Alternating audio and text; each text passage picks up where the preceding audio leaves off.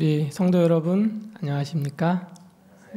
이 안식일 하나님의 전에 나오신 우리 모든 성도들을 진심으로 또 환영하고 축복합니다. 특히 우리 백흥만 장로님, 안복주 집사님 이렇게 오랫동안 또 타지에 계시다가 돌아오심을 진심으로 환영합니다. 또 오늘 우리 봉두리교회 아주 큰 경사가 있죠. 어제는 우리 허지 자매가 아주 예쁜 딸아이를 낳았습니다. 이름이 소율이고요. 여러분 아마 봉두리 어플이나 밴드를 통해서 아마 소식을 접하셨을 텐데요. 축하하고 또 너무 감사한 일입니다. 그리고 또 오늘 정말 또 큰 경사가 있죠. 우리 최수지 학생이 이제 학생입니다. 학생이 연세대와 서울대를 다 합격을 했습니다. 그래서 참 교회에 경사하고 또 우리 하나님께 귀히 쓰임받는 그런 우리 학생 되기를 바랍니다.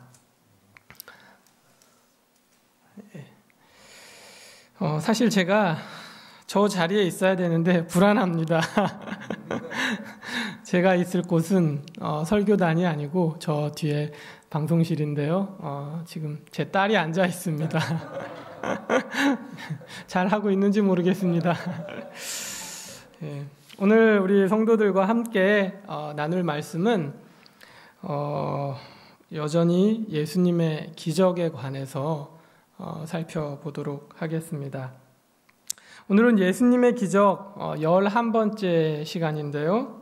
오늘 제가 여러분과 함께 나누고자 하는 말씀의 제목은 너희 믿음대로 되라입니다.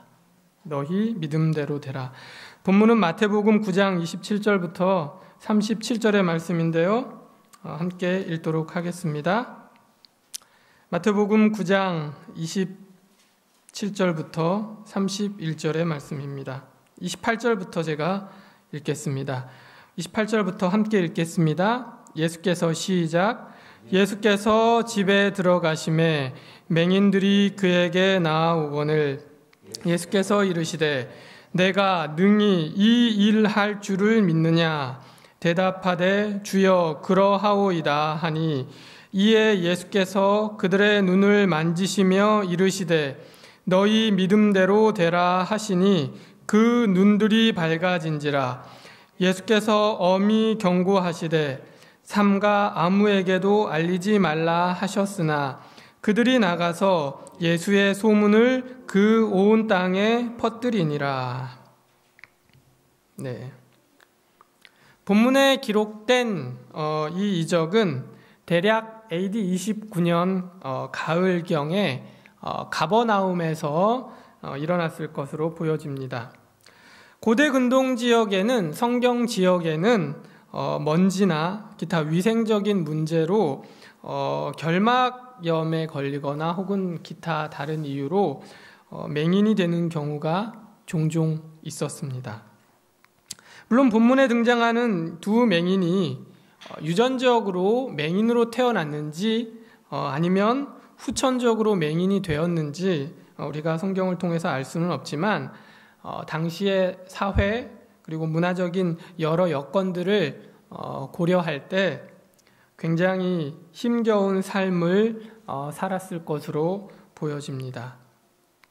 이런 어려운 힘든 상황 속에서 예수님께 나온 두 맹인을 고쳐주시는 예수님의 기적, 그 기적의 목적과 교훈을 오늘 우리에게 주시는 메시지를 함께 나누고자 합니다.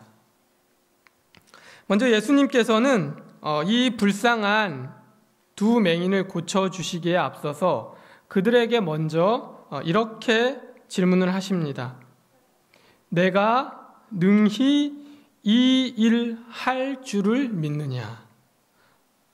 내가 능히 이 일 할 줄을 믿느냐? 사실 예수님께서 굳이 그 맹인에게 물어보지 않고 그냥 고쳐주실 수도 있으셨을 텐데 왜 이렇게 물어보셨을까요? 본문을 다시 보면 내가 능히 이 일을 할 줄을 믿느냐라고 예수님께서 말씀하십니다. 예수님의 이 질문이 상당히 구체적입니다. 그냥 내가 믿느냐가 아니고 내가 능히 이 일을 할 줄을 믿느냐라고 물어보는 것입니다. 교육적인 강조입니다. 우선은 나를, 예수님을, 그 예수님의 인격을 믿느냐고 물어보는 것입니다. 그리고 능히 예수님의 능력을, 병을 고칠 만한 능력이 예수님께 있음을 너희가 믿느냐라고 물어보고 계신 것입니다. 그리고 이 일 할 줄을 과연 예수님께서 맹인을 고쳐줄 의지가, 맹인을 고쳐줄 마음이 있는지 그분의 품성과 의지에 관해서 강조하고 계시는 것입니다. 우리가 예수님을 믿는다는 것이 무엇이냐? 그것은 이 세 가지, 즉 예수님의 인격과 능력과 품성을 우리가 종합적으로 전반적으로 신뢰한다는 것임을 가르치시기 위해서 이 질문을 통해 강조하고 계신 것입니다. 네, 그렇습니다. 여러분, 우리가 예수님을 믿는다는 것은 이 세 가지 예수님의 능력과 인격과 품성을 우리가 전체적으로 어느 한 가지만이 아니라 이 모든 것을 우리가 다 신뢰한다는 것임을 기억하게 되시기를 바랍니다. 우리가 그분의 인격만을 믿는 것으로는 우리의 삶에 능력과 변화가 따르지 않습니다. 또 우리가 그분의 능력만 그리고 그분의 능력만 우리가 믿고 그 능력만 의지하고 요구하는 것은 우리를 아주 이기적이고 또 기복적인 신앙에 빠지게 할 수가 있습니다. 그리고 우리가 그분의 품성을 바르게 이해하지 못한다면 우리의 삶이 기쁘지 않고 또 우리의 믿음 생활이 행복하지 않을 것입니다. 우리의 믿음은 예수님의 인격과 능력과 품성에 대한 전반적이고도 또 전적인 신뢰여야 할 줄로 믿습니다.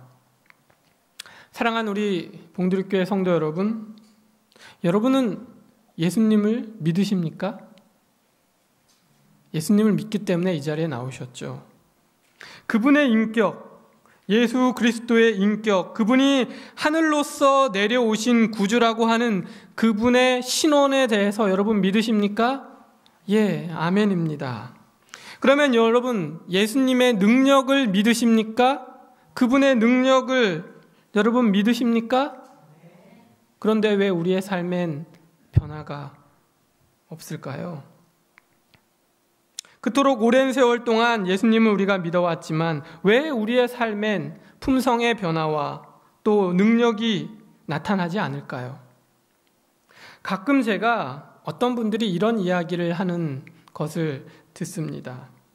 내가 오랫동안 예수를 믿어왔지만 정말 뭐는 안 바뀌더라? 천성은 안 바뀌더라. 품성은 안 바뀌더라 라는 이야기를 하는, 그런데 죄송합니다 여러분, 이 말은 틀렸습니다.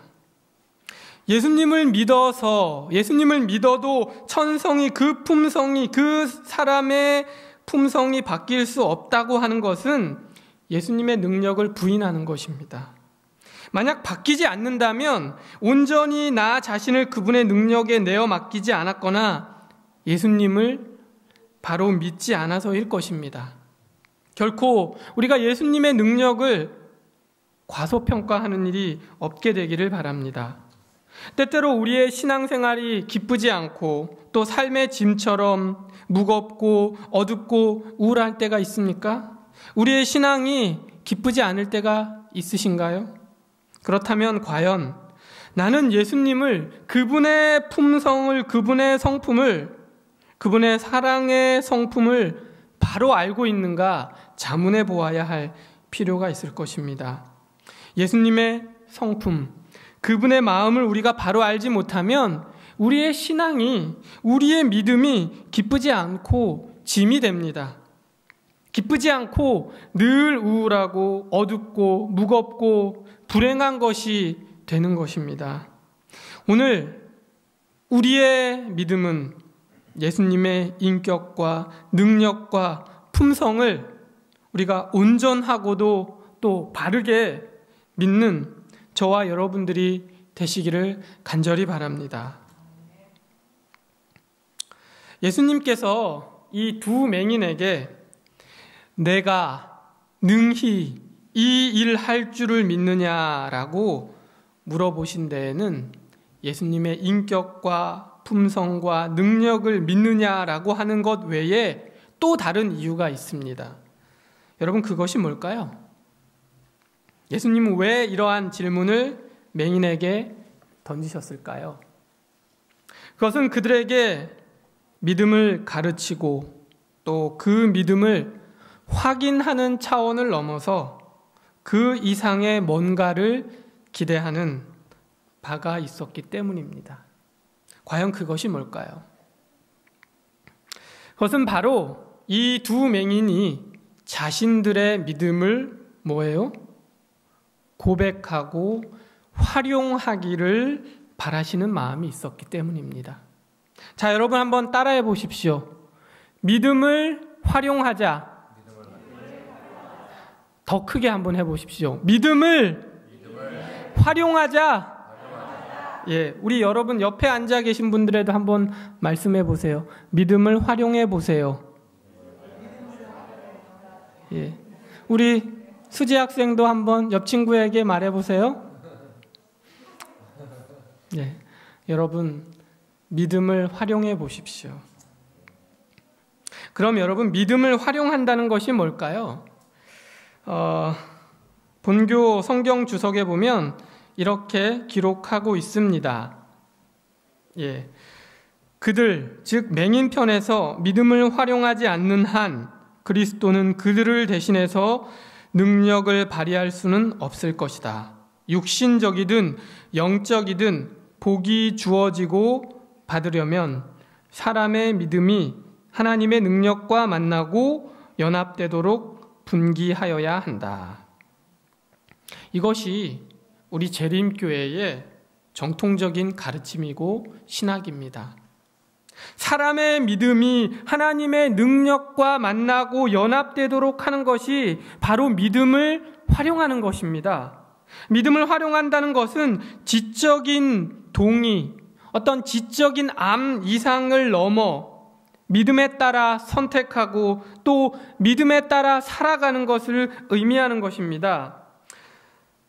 시대의 소망에 있는 말씀을 한번 읽어보겠습니다. 화면을 보시고요. 예.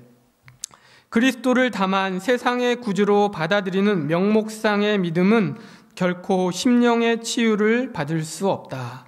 구원에 이르는 믿음은 진리를 단순히 지식적으로 인정하는 것이 아니다.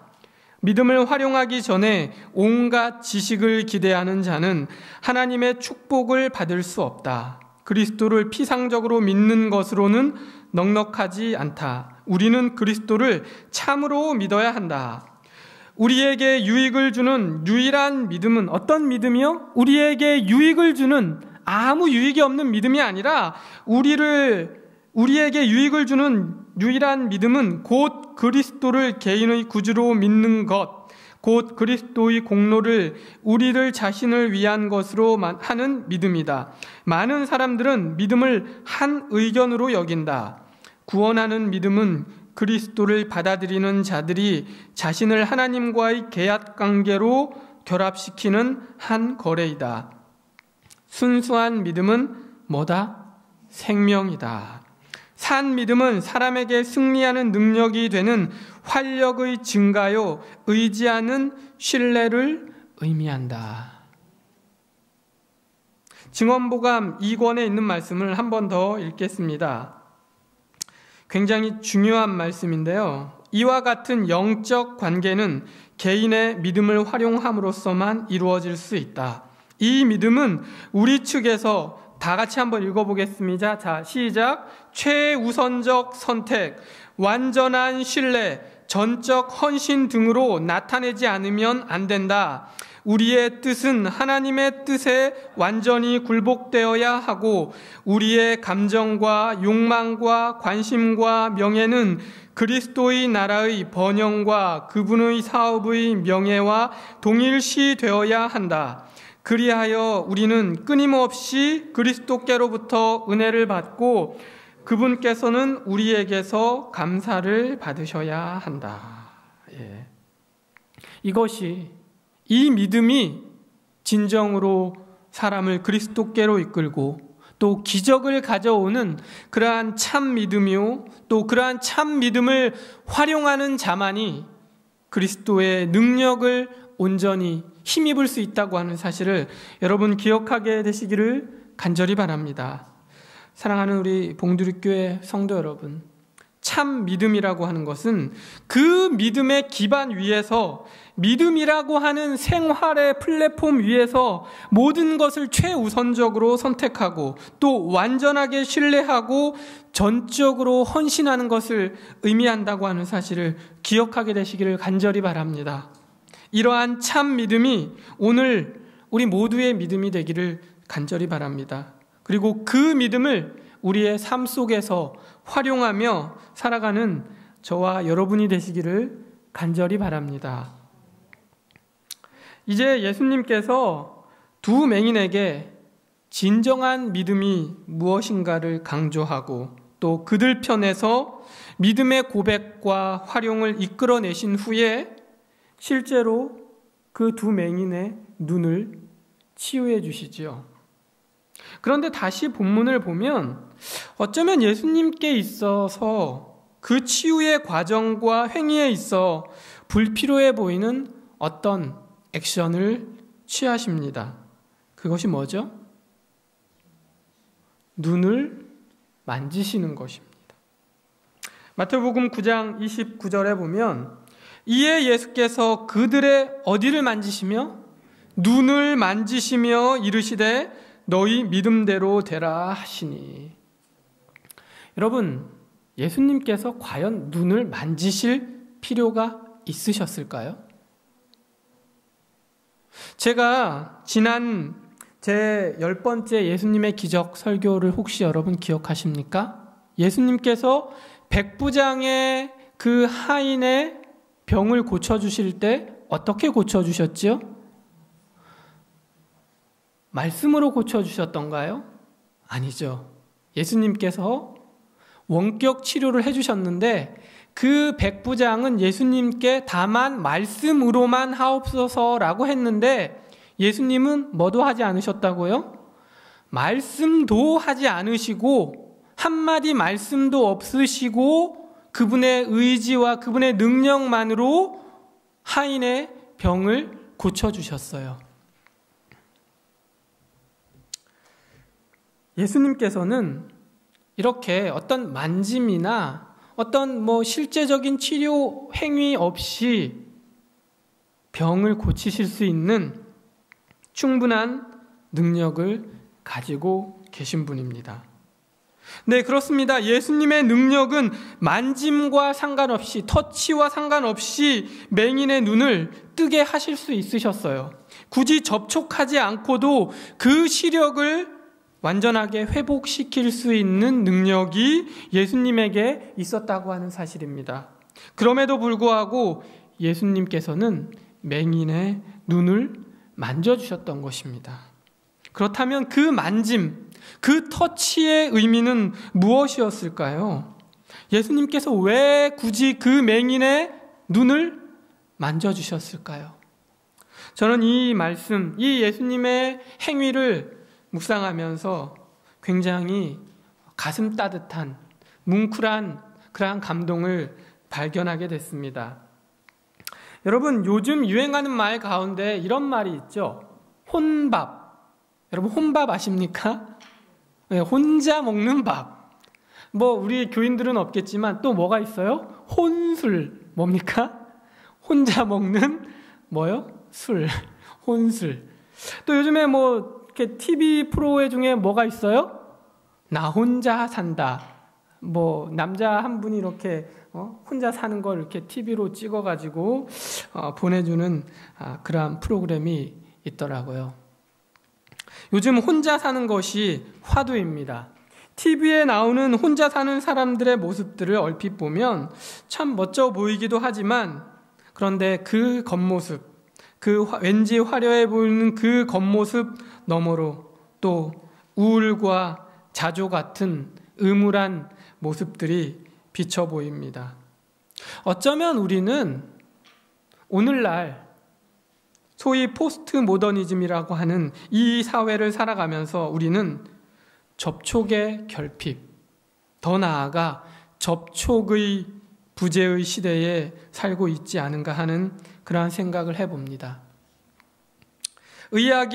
현대의학이 눈부시게 발전하던 1970년대와 80년대에 병원마다 사람의 손길 없이 조산아들을 돌보는 시설이 갖춰졌습니다.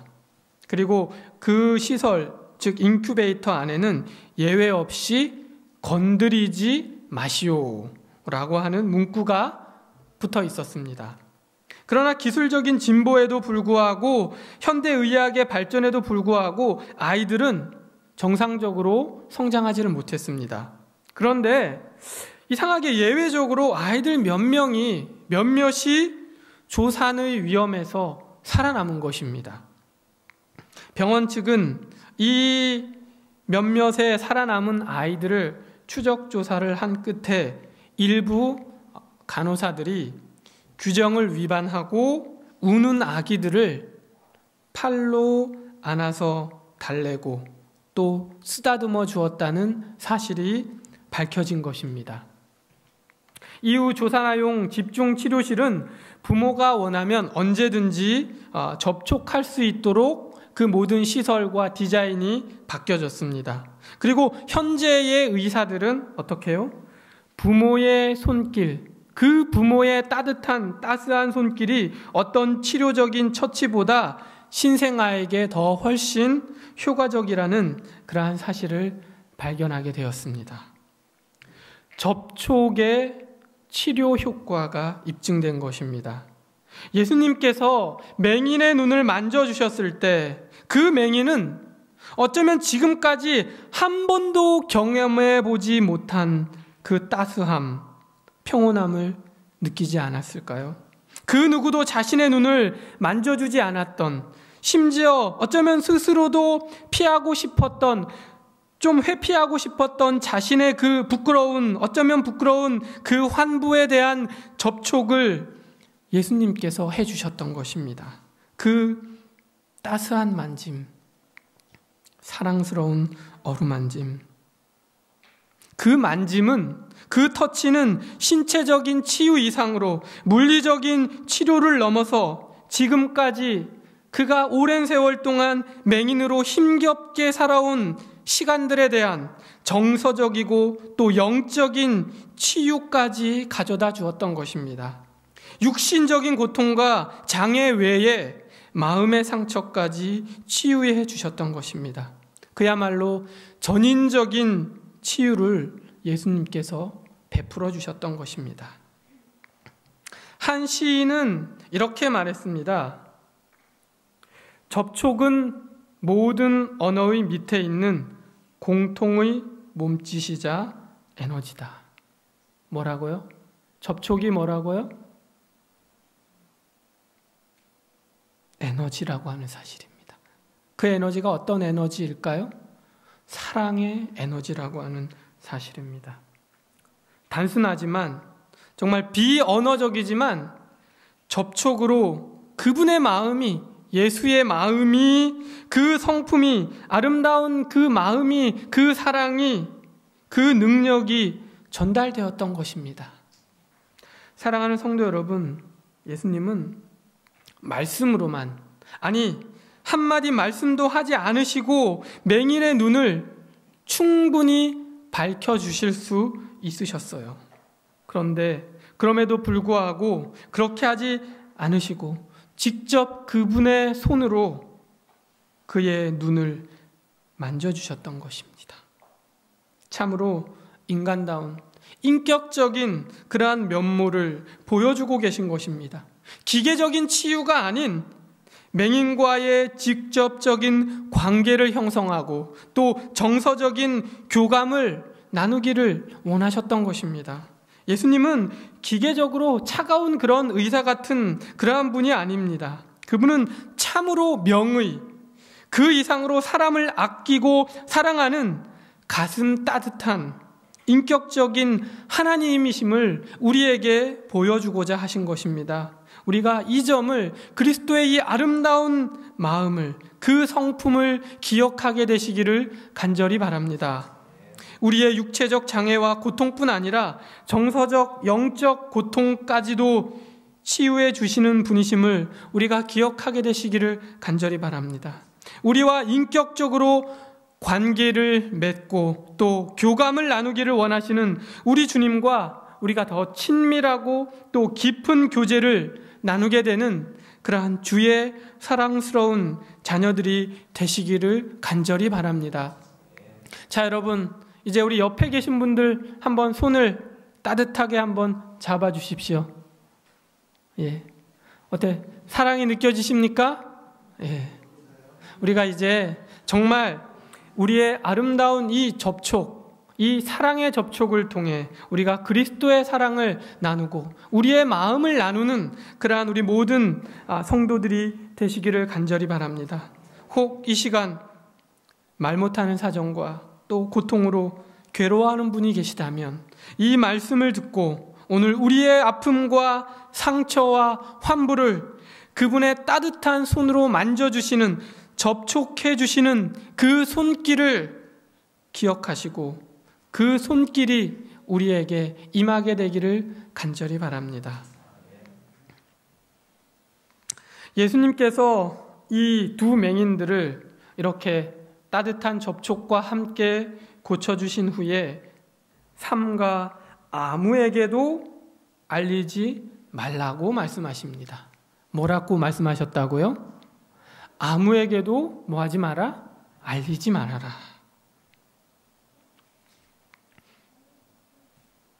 마태복음 9장 30절 말씀을 보면 예수께서 엄히 경고하시되 삼가 아무에게도 알리지 말라 하셨으나, 예수님께서 그 맹인들을 치료하시기 전에는 어떻게 하셨어요? 믿음의 고백과 그 믿음을 활용할 것을 요구하셨습니다. 그리고 예수님께서 그들을 고쳐주실 때에는 인격적인 교제와 친밀감, 그리고 정서적, 영적 치유까지 해주시는 모습을 보여주셨습니다. 참으로 아름다운 모습이 아닐 수가 없습니다. 그런데 예수님께서 다 치료하신 후에 뭐라고 말씀하셨어요? 아무에게도 뭐 하지 말아라? 알리지 말아라. 왜 예수님께서 아무에게도 알리지 말라고 하셨을까요? 아마 여러분들이 아실지도 모르겠습니다. 아마 알고 계실 것입니다.